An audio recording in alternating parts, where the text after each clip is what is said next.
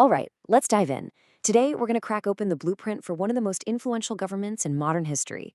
We're talking, of course, about the United States Constitution.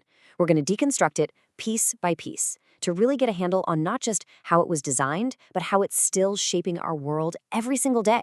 So, you ready? Let's do this. Okay, so think about it like this. If a country were some super complex piece of machinery, right? Where would you find the instruction manual? Well, for the United States, that manual is the Constitution. It's the document that literally tells you how all the different parts are supposed to work together. So, first things first, the Constitution is the nation's supreme law. I mean, it's the top dog. And it wasn't just created in some vacuum, you know? It was born out of a real crisis. The first government they tried, under the Articles of Confederation, well, it was a bit of a disaster. It was just too weak. It couldn't tax, couldn't raise an army, couldn't manage the economy.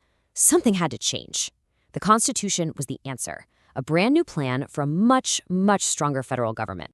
And this leads to a really critical idea, the supreme law of the land. This is the absolute bedrock of the entire U.S. legal system.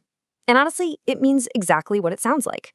Nothing, and I mean nothing, can override the Constitution. Not a state law, not a city rule, not even an act of Congress. If it goes against the Constitution, it's out. It is the ultimate rule book, period. You know, probably the best way to think about the Constitution is as a blueprint for the government. It lays out the whole plan, what it's made of, what it's allowed to do, and just as important, what it's not allowed to do. And just like any good blueprint, it's organized really clearly. You can basically break it down into three main parts. First, you've got the Preamble. Think of that as the architect's grand vision. Then you have the 7 articles. That's the real nuts and bolts, the structural framework. And finally, you've got the amendments. These are like the renovations and additions that have been tacked onto the original building over the years. Now, the Preamble might be short, but wow, is it powerful. This is the why behind the entire document. It sets out these huge, ambitious goals for the new country. It's not just about rules and regulations. It's about trying to build a society that's fair, peaceful, and free.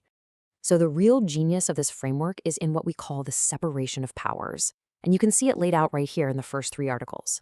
It's a 3-part system designed to keep any one group from getting all the power. You've got the legislative branch, that's Congress. Their job is to make the laws. Then there's the executive branch, with the president in charge who carries out the laws. And finally, the judicial branch, the courts, who get to evaluate the laws. See? Each one has its own specific job, creating this incredible balance. And that balance was so important because the people who wrote this, the framers, were really, really worried about one person or group getting too much power. I mean, they had just fought a war over it, right?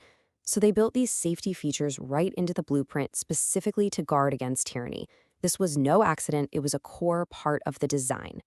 And that main safety feature has a name: checks and balances. It's a pretty ingenious system, really.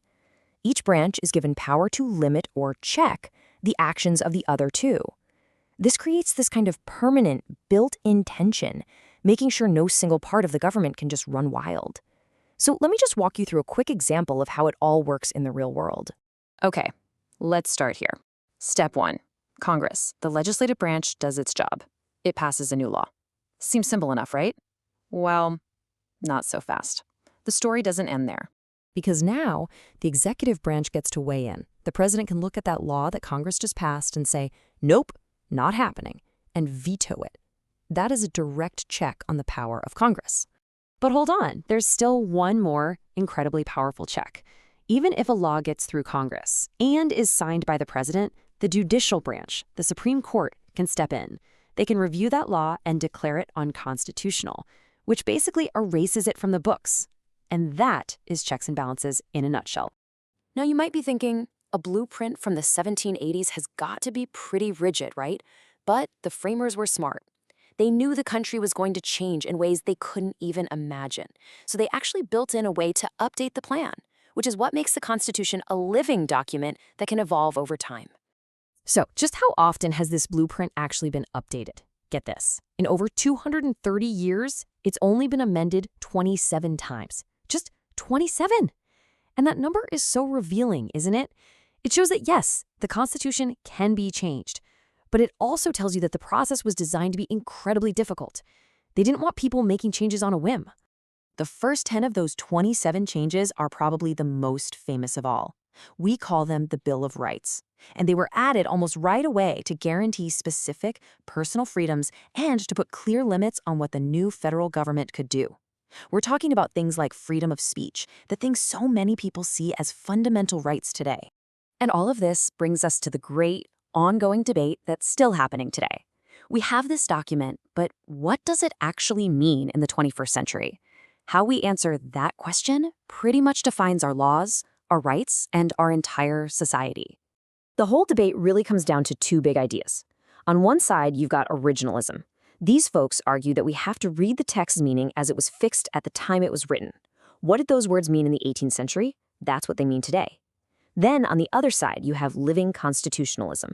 This idea says, no, the text and its big ideas should evolve as our values and our society change. And that leaves us right here, with a central question that judges, lawyers, and frankly, all of us grapple with every single day.